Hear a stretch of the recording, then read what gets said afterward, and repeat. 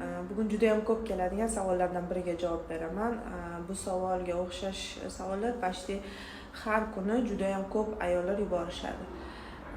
Doktor 16 kundan beri hayz ko'rmadim, homilador bo'lishim mumkinmi, nima qilishim kerak? Maslahat bering. Ko'p ayollarimizdagi va bemorlarga juda ham ko'p aytaman. Hayzingiz 8-10 kunga kechikdimi, homiladorlik testi qilmasdan birinchi qiladigan ishingiz HGC qon analiz topshiring. HGC qon analizi nima? Bu gormon hisoblanadi, o'sha homiladorlik vaqtida paydo bo'ladigan gormon.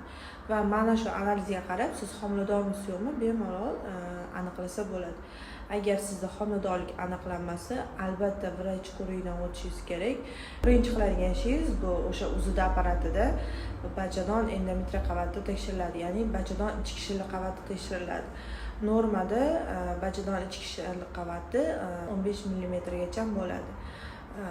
Nima uchun bu qavat tekshiriladi? Endometriya qavati asosan o'sha hayz sikli boshlanganda ayollarimizda o'sishni boshlaydi va agar homiladorlik kuzatilmasa, ya'ni o'sha tuxum hujayra urug'lanmasa, bu qavat o'zi ko'chadi va bachadon o'zini tozalaydi.